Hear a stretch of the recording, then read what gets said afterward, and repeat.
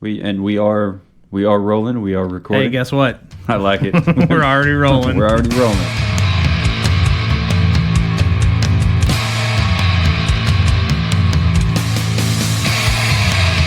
Well, man, it's been a couple weeks since we've done this, hasn't it? It has been. Took some time off. You went out of town, and a lot's happened. Yeah, we're going to get into it. Well, thank you, dear listener, for listening to the Savor the Burn podcast on your favorite podcast app of choice, whether that be Spotify, Apple Podcast, Audible, Samsung. A buddy of mine, he's my Sherwin-Williams paint rep guy. He listens on, Amazon Music? Oh, yeah. I think it is. So we're on there too. And definitely keep checking us out on Facebook, Twitter, Instagram, TikTok. We're doing the things. So my name is Jonathan. Across the table from me is the amazing W2. Hello, and welcome back. Welcome back, and tell us what is it we're getting ready to try out here today? This beautiful bourbon. Yeah, well, like you said, we took a couple weeks off, put a vacation together with the family, and yeah, where'd you go? This was Henry's first vacation, long road trip. Mm-hmm. You know, family's in St. Louis, so we've made a lot of trips back and forth in St. Louis. Mm-hmm. So we knew that we could get away with a 4-hour car ride. Mm-hmm.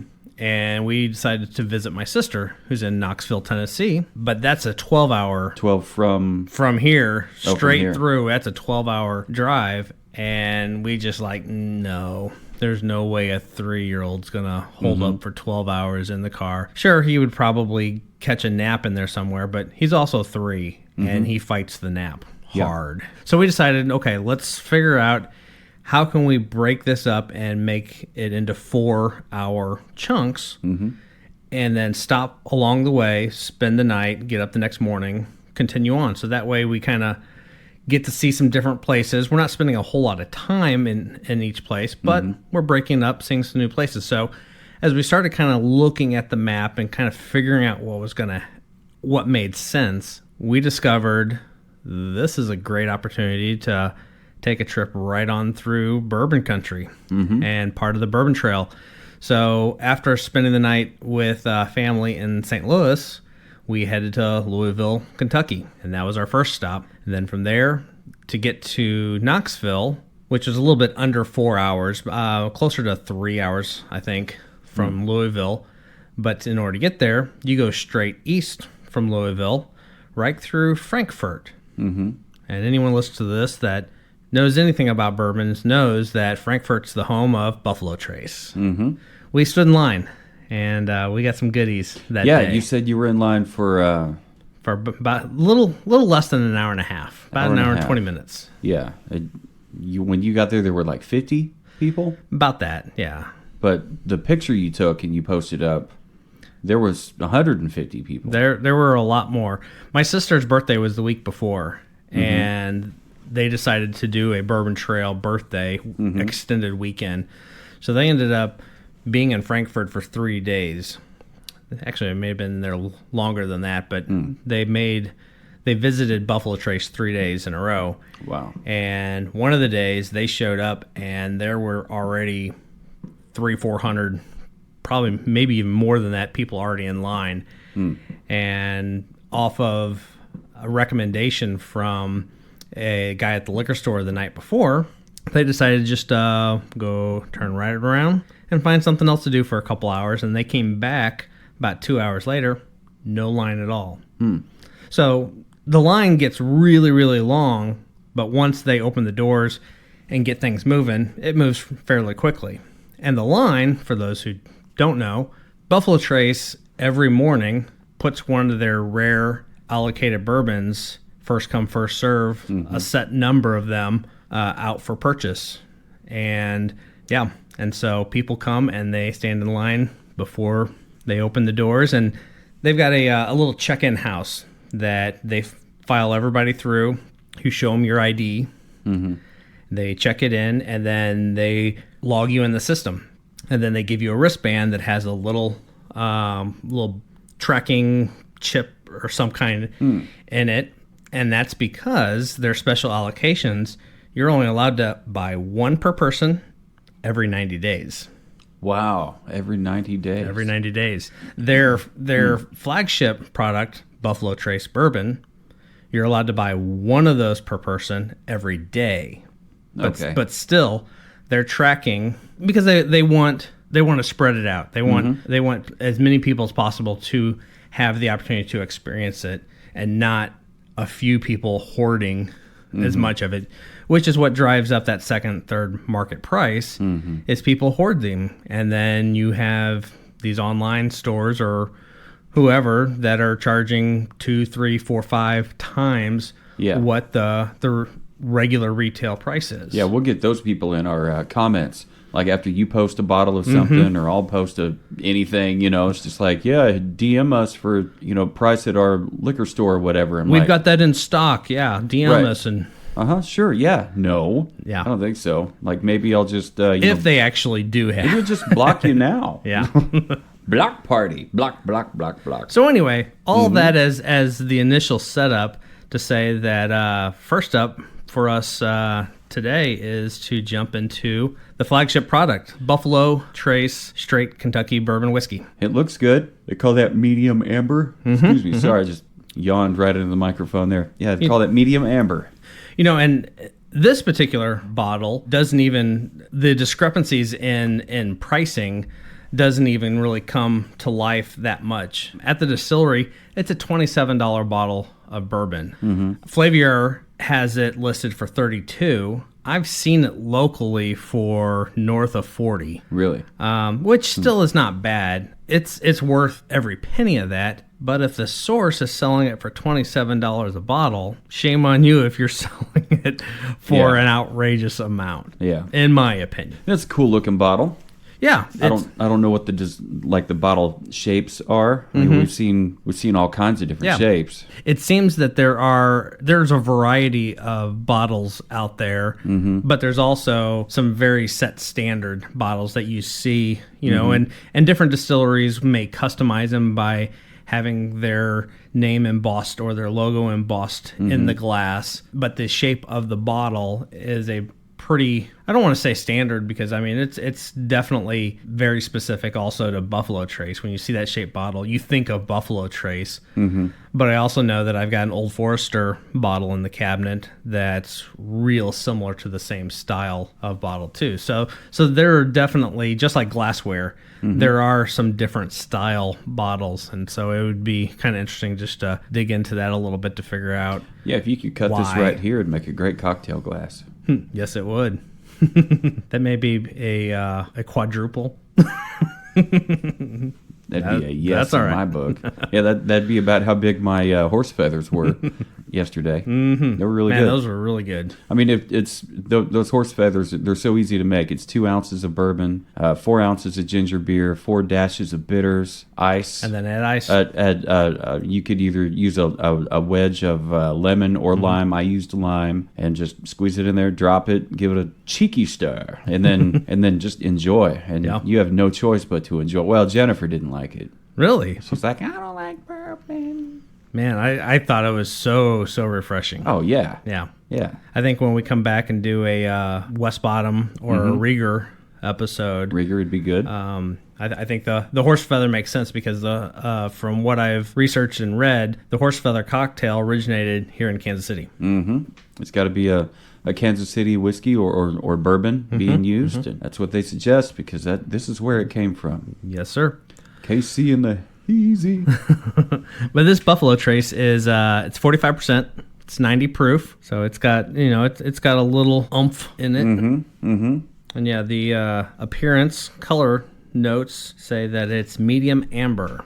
Before we jump into that, I'm dying to get into this. I'm getting very thirsty, but I want to save the big portion of my Louisville story for another episode. Okay. Because I got to do a tour at Mitchter's. Right, yeah. And I came home with nothing that I couldn't necessarily find here, except for it actually came in a Fort Nelson distillery box. Anyway, what I wanted to bring up today, we did this exercise during the tasting of the tour, and I just thought it made so much sense. So underneath your coaster there, I've got you a little cup of coffee beans.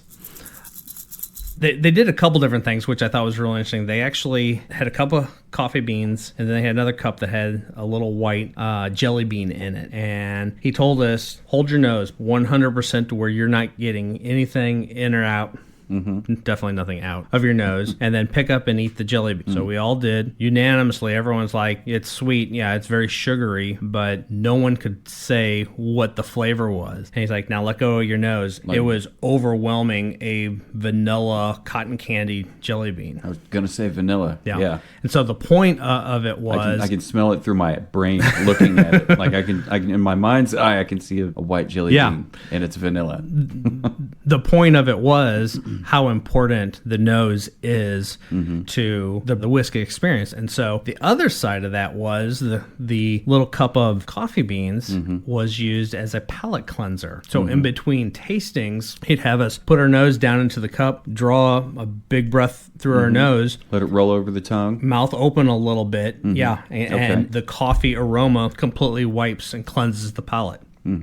So I just wanted to share that and bring that down, and I thought it made it. That makes a lot of sense for doing what we do here. Yeah. I'd only done that in like candle shops, because I'll go in there and like eventually you go nose blind. Like you can't. I mean, something that's supposed to smell like Kool-Aid. Yeah. And it smells like a campfire, and it's like none of these scents don't make sense. Like what the hell? And then like here, you're probably nose blind. Try to smell this for a minute. And like okay, and then. Next thing you know, you can smell again.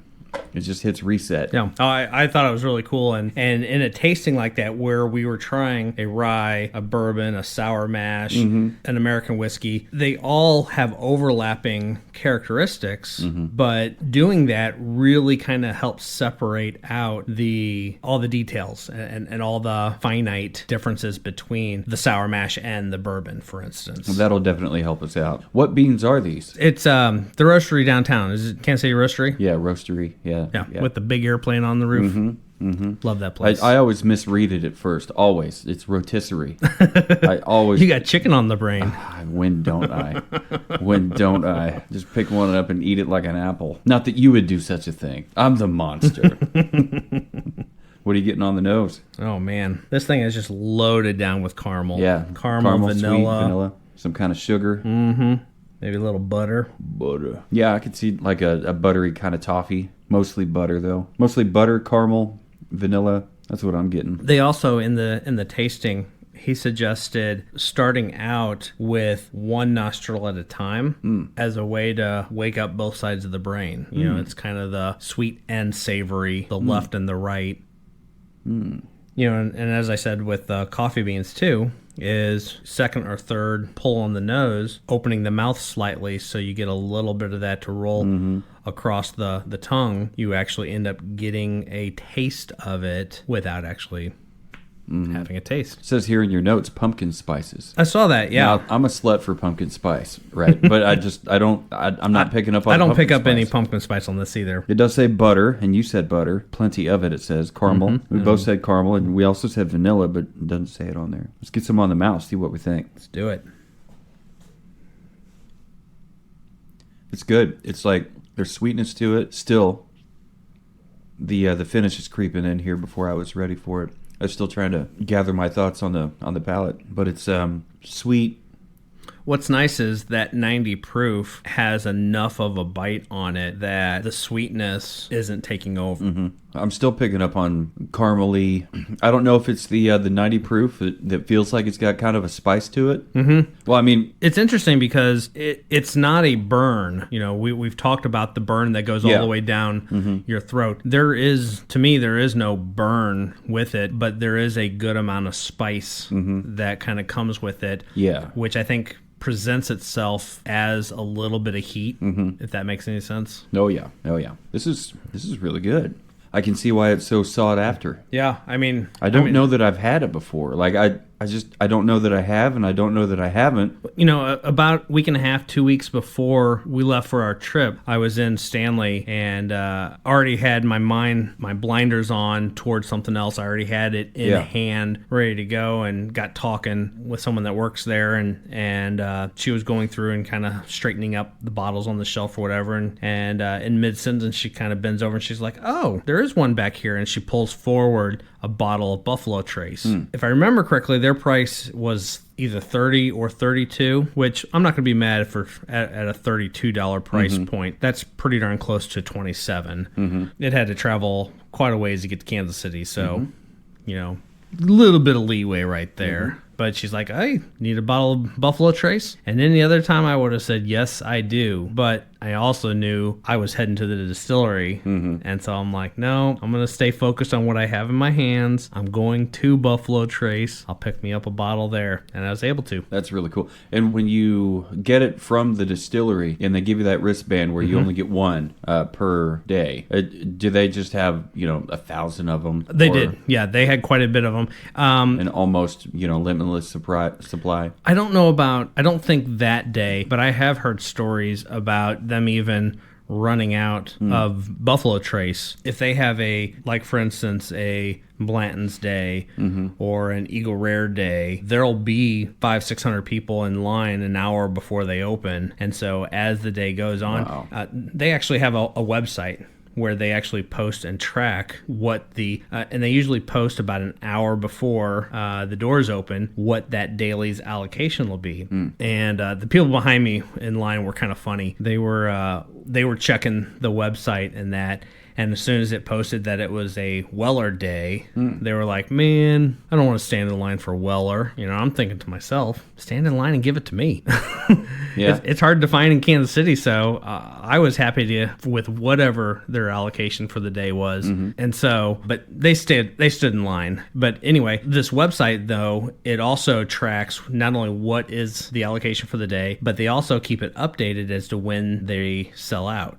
So you can kind of check the website. And the day that we were there, Weller was the day, and I don't think they may not have sold out that day, or if they did, it was later in the day. I know there's been days where they were sold out within an hour and a half of opening. And so you only got so many bottles, right? It drives interest, and it's not like when Stanley Station has a special allocation day, they may have 4 or 6 of Buffalo Trace. They may have 3 or 4 Bookers. They may have 4 bottles of Blanton's, 2 bottles of Blanton's. It's not like that. They have 1,000 bottles on the shelf, on the counter, all throughout. It's a huge gift store where they've got every kind of glassware that you can think of. They've got the bar mats, they've got the stickers and t-shirts and everything. You go, yep, I need, yep.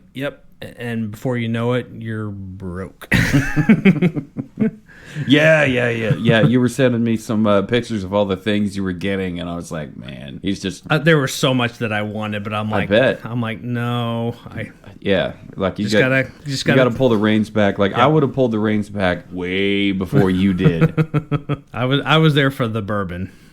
Thanks to Amazon, I already had purchased a nice bar mat. I already have a good set of the Glencairn glasses, and that's the other thing too is this exact glass, a authentic Glencairn glass with the Buffalo Trace or Weller or Blanton's, any of their logos etched on it. $40 glass. 40.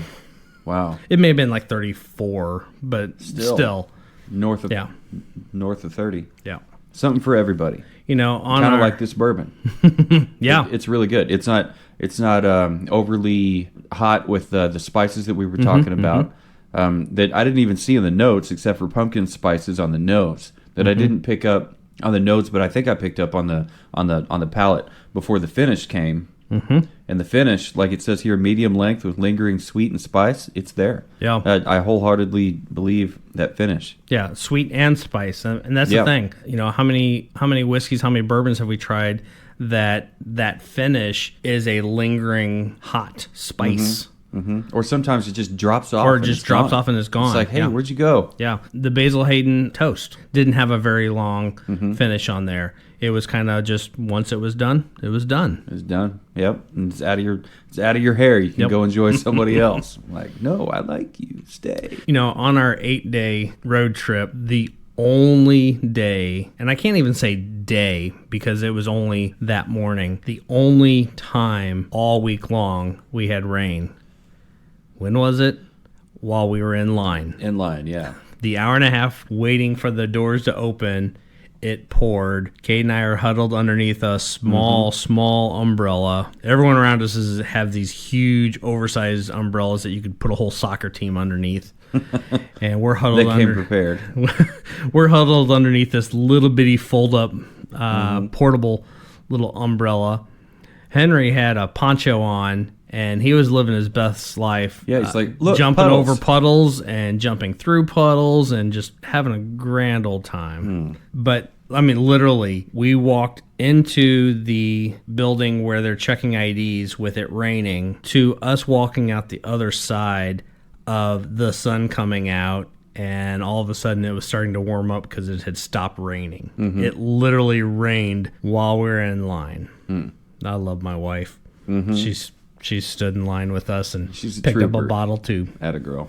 Did they let you pick out a bottle for Henry? Did they give him a little wristband? So Henry did have a wristband. Okay. Yep. And if they would have scanned his wristband says underage. Yeah, I mean they didn't take down his information like they did with ours, but he had a wristband. It was a different color, so it was very obvious that it wasn't the same kind. But after we got through the gift shop, the second floor, they have tasting bars, and they alluded to the fact that it's not something they do all the time. They kind of made it sound like it was a special thing. But talking with my sister, they experienced it also. So I think they do it at least frequently. But they had free tastings up there. And so we rolled up to the bar. And the bartenders were doing I think five or six people at a time that you kind of huddled around one end of it. And we had these little communion-sized little cups. Yeah, it doesn't take a lot to taste it. They were pouring just the smallest little pour of that. But we tried the Buffalo Trace. We tried Weller. We tried the Sazerac. And then they also have a root beer. And so they have the root beer. And Henry, during all of this, the little brass footrest that you typically find at the bottom of the bar, he had his butt planted on there. He had his phone in hand watching videos. And he was content. And then towards the end of it, the last tasting was this root beer, and they poured him a healthy size glass. Not a big glass, but for being so well behaved. But for a kid, it was probably a 4.5, 5 ounce glass versus the ounce we had. But they poured him a glass of the caffeine-free root beer. Henry had never had any type of soda at all at this point. As soon as he heard that there was something for him, his eyes got big. He stood up. He's looking at the top of the bar. We handed it down to him and got some great pictures of him tasting it, but he took a little sip of it. His eyes went just as big as saucers, and he goes, "This makes my mouth feel funny." Feel funny? Yeah. So I keep trying to hop on this rating thing. Nose, palate, finish, bottle presentation, and I'm kind of, I don't know. It's just we're just picking 1 to 5. It's like how difficult could this be? Yeah. So as going back to the old rating system, I've got my number in mind. So right. I'm wondering how that's going to look after. Well, let's talk about this a little bit. So yeah. So anyone who has kind of stuck with us through a few of these know that after we're done, we throw a number at it, 1 to 10. Just this last week, just kind of thinking of, how can we get a little bit more in depth with our rating. We started talking about the idea of rating the various different characters of the bourbon. And so what we're going to try and see how this all kind of equates out, but we're going to do a 1 to 5 on nose, palate, finish, and then bottle presentation. So, what does the bottle look like? What is the product? How Did they appealing put any thought is there thought put into it? Yeah, into the overall design of the thing. And then add those 4 categories up, which is a possible of 5 each. That gives us a possible of 20. Dividing that by 2 will give us the 1 to 10 rating that we've been doing up to this point. But the idea maybe here is to help us just kind of fine-tune, aside from us just kind of just thinking about it and then just throwing a number out there, put a little bit of math into the equation, a little bit of thought. Yeah, a little bit of thought. Make it look like we put more than just I'll give it a blank number. Right.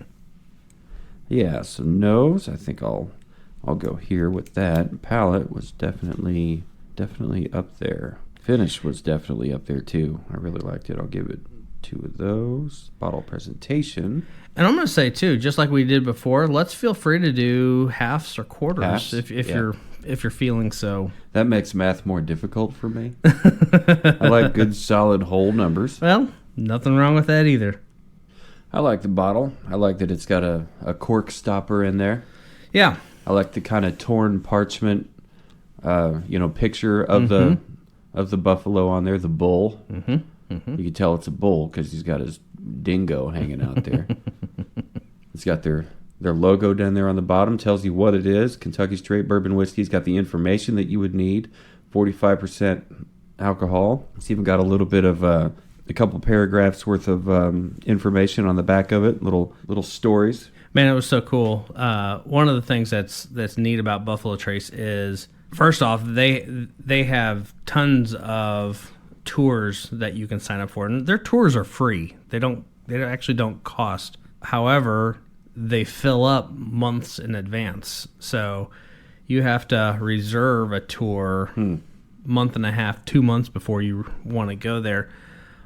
But you can roam. You're free to roam around anywhere on the premises you want at your leisure. So you can just kind of walk and wander around and explore and all that.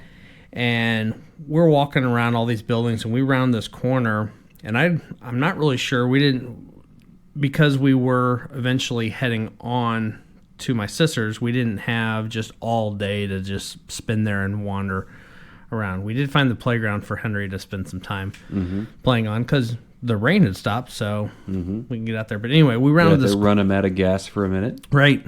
We rounded the corner, and one of the walls of one of these buildings had these doors that felt like you were at the entrance of Jurassic Park.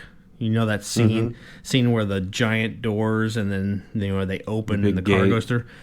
They were like that, but they had cut in the middle of the door that little buffalo mark between the word buffalo and Trace and the logo. So that little silhouette, little outline were cut out of the middle of both doors. And I mean, when I say Jurassic Park, the doors were 15, 18 feet tall. They were huge doors. Maybe not 18. I would say they were at least 15 feet tall. Probably tall enough for a semi to make it through for distribution, but just enormous doors. And yeah, when I saw them, I was just like, this is Jurassic Park. It was cool. The Jurassic Park of Buffalo Trace. Well, I've got my numbers down. What do you got? All right. Let me do some quick math here. You didn't already read through the information down here, did you? Have not. Well, it says here in our show notes, while you're doing your math figuring, I can read here what you brought for us here in the show notes. There's been whiskey made on the site of Buffalo Trace Distillery in Frankfort, Kentucky for more than 200 years. The first distillery operation that can be continuously traced to Buffalo Trace was started in 1812 by Harrison Blanton. Yes, that Blanton. He sold the operation in 1870, and it was renamed the Old Fire Copper OFC Distillery. It has been bought and sold many times over the intervening decades, but Sazerac has owned the property since 1992. They produce a wide range of bourbons and spirits, including their signature bourbon. Not only is the Buffalo Trace signature bourbon loved by its fans, it's also really good and not overpriced. In fact, it has become the flagship of the Sazerac bourbon lineup. They keep the mash bill tight. Corn, rye, and malted barley with no wheat filler.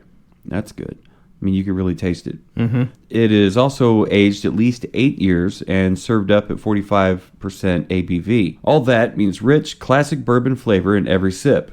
For many bourbon fans, Buffalo Trace is their go-to daily drinker, and we would think it would be hard to make a better choice. Yeah. I could see why they would make this their go-to daily choice, because it's sweet, it's not difficult to drink. Some are. Yeah. This definitely is not.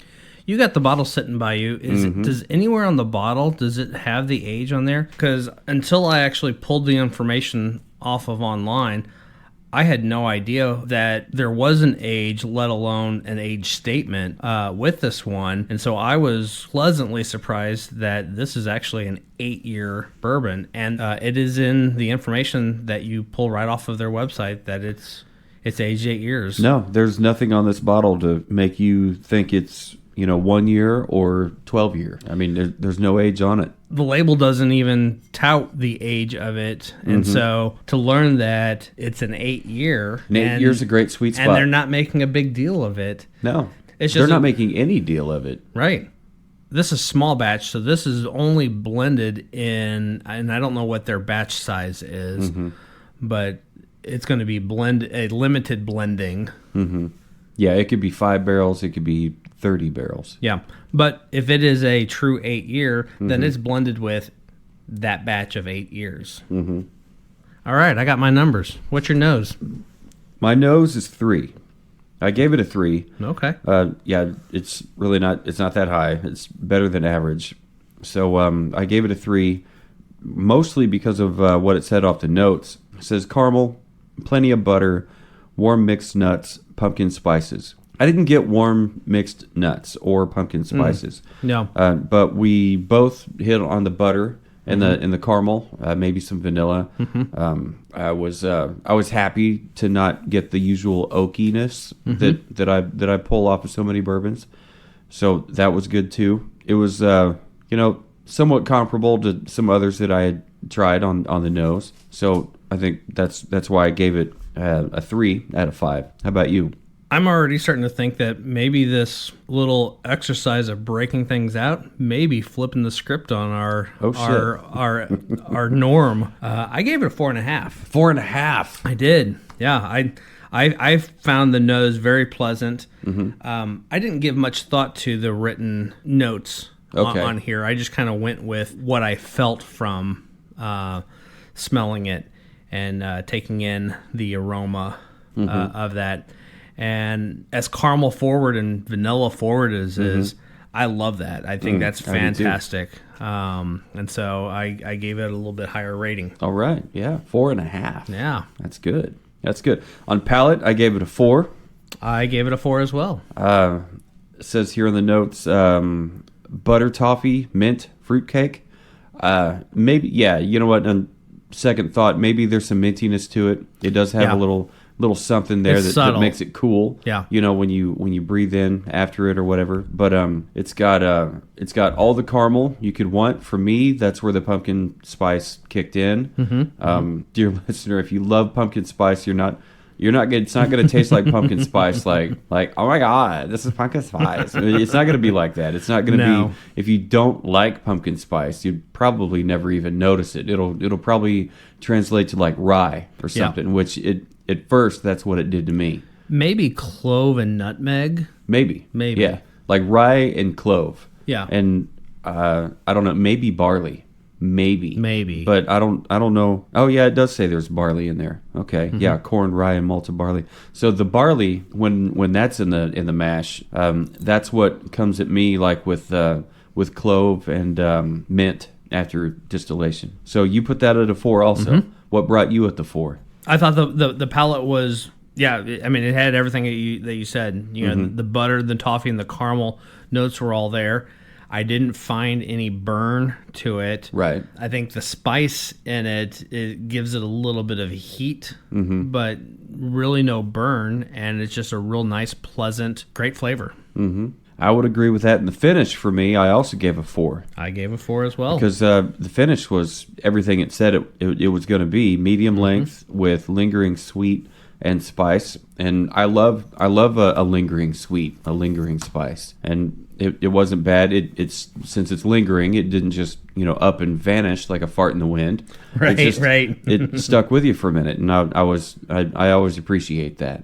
Mm-hmm. Is that how you came to your 4? It is. All right.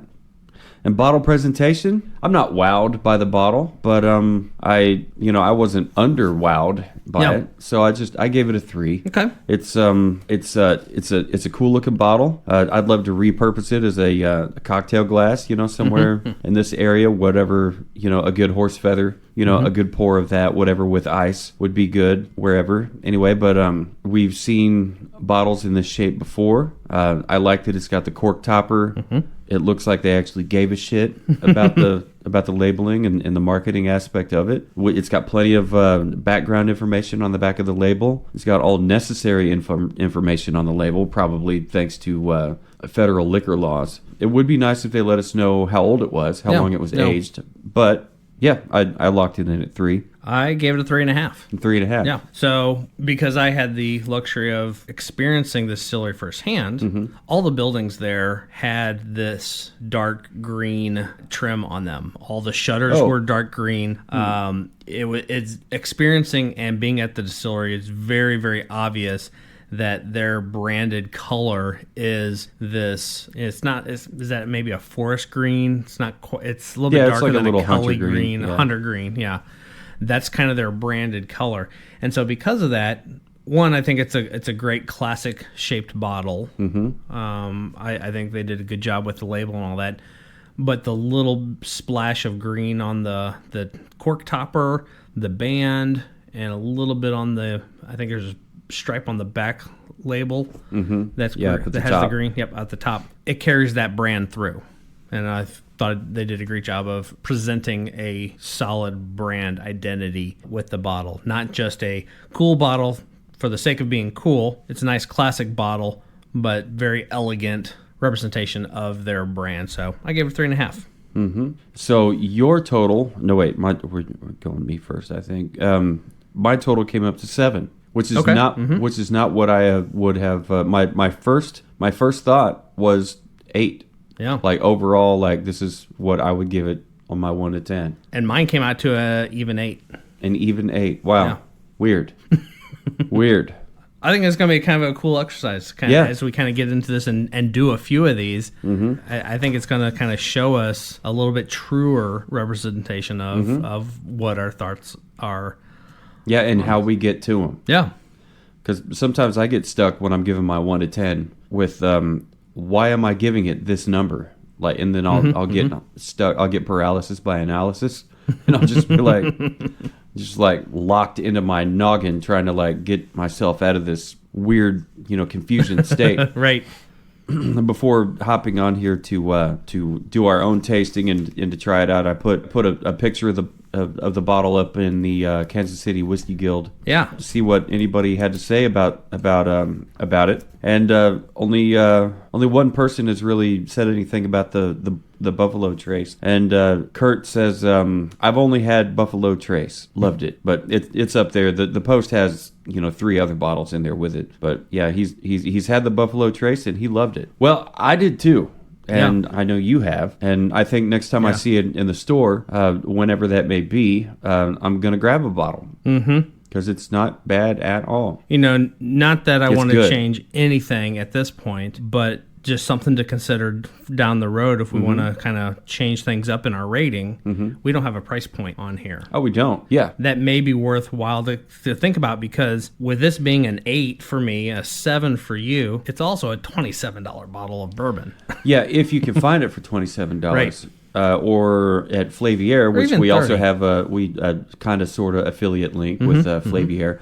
If you sign up for their service and your first bottle is Is it free? The free bottles that come with the subscriptions are a curated set of options. So they give you about 20, 30 different options to choose from, but it is a very curated set. So you can't just go online and pick what you want. But it's a $32 bottle on their website. So that's still not terrible. Yeah, there's a price range. If you're in an area, Kansas City, for instance, is one of those areas. My sister was telling me, actually, she messaged me shortly after we got back and asking me if Buffalo Trace was hard to find here, and we did not have that conversation while we were down there, but it was just something that she was talking with a friend of hers about. They're having problems getting Buffalo Trace in Knoxville, 3 hours, 2.5 hours away from where they're made. So now I've seen it for sale at Hy-Vee Liquor and in Independence, and I've seen it on the shelf just about any time I would go in there and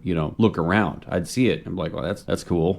I mean, I've heard good things. Maybe I should get a bottle sometime. But in Raytown, no, you have to talk to the guy that has the list, and if I'm nice to him, maybe I'll get put on another list of names that's people cool enough to buy the shit or whatever. But like in Kansas, it's difficult to find for whatever reason. You get you guys in Kansas land here get like a lower number of allocated bottles. Yeah, I don't know if it's true Blows or not. my mind. I don't know what the hell. It sure feels like Kansas is the bottom of the priority list.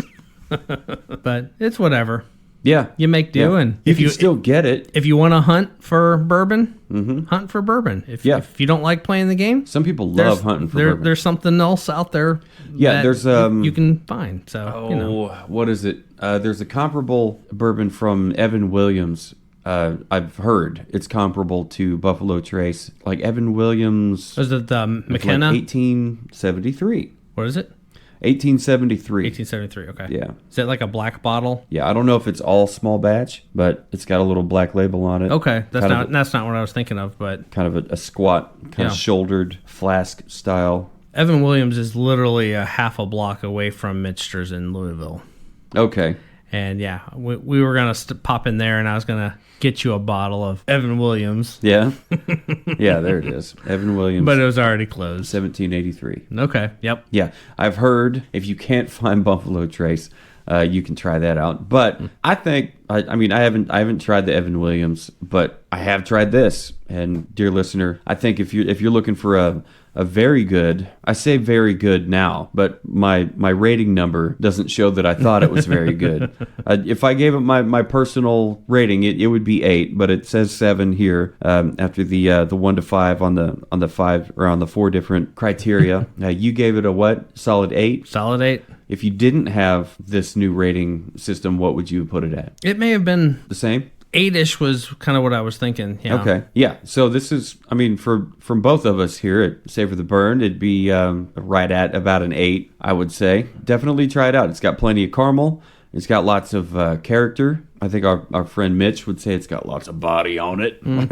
That was my really bad. That was a really bad. Sorry, Mitch. I didn't mean anything by that. Fucking take my little bar kit home with him. Like, give this back. You don't deserve it. Fuck you. But yeah, it's got some sweet. It's got some spice to it. It doesn't have that burn that hits your gullet and tries to burn a hole through it. It's not that kind of burn. It's got that kind of rye kind of, what did it say here? Corn, rye, and malted barley kind of spicy to it. It's really good. I like it. I would totally get it, especially if you can find it for $27 to $32 a bottle. It's worth it. I think it's very much worth it. So if you're looking for that kind of a bourbon to try out, or if you have a friend of yours that's looking for a decent bourbon to try out, definitely get them this.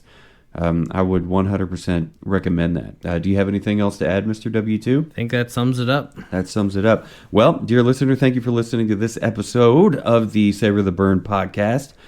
We had a good time making it. Hopefully you had trying. Yeah, the episode. We had a good, because I was thinking, like, we had a good time making it. Like, we didn't make this. We just drank it. We had a good time drinking it. Trying and reviewing it. But if you would please stop by our YouTube channel and give us a follow. That's very important because in the coming months we're going to be doing a giveaway. We talked about it, and I think we agreed. But we're ended up doing a giveaway of the bar tool kit with the shaker and the stirrers and the strainers and all that stuff. If you go to savortheburn.com/store, you can see it in the affiliated links as you scroll down, and that's the kit that we're going to give away. Stay tuned on our YouTube channel to see the kit. When we get it in here, we'll do a little review on it, I think, and we'll definitely mix up some cocktails using it so you can see it in action. But we're going to give one of those away to one of the subscribers on the YouTube channel. So definitely hit subscribe and tell all your friends and family to hit subscribe on it. And definitely stay tuned. Until then, keep checking out savortheburn.com for all the cocktails. Check out the liquor cabinet. Check out all the recipes that W2's been throwing up there. And feel free to send us an email, info@savortheburn.com. Send me an email. Tell me just how tired I sound or how lively and chipper I sound. Jonathan@savortheburn.com. Send Wayne an email, w2@savortheburn.com. Tell him how good he's doing. He does all, I think, of the work behind the scenes here at Savor the Burn podcast. So definitely show him some love. And no matter who you are, what you're doing, what you're drinking, who you're with, always remember to keep on burning.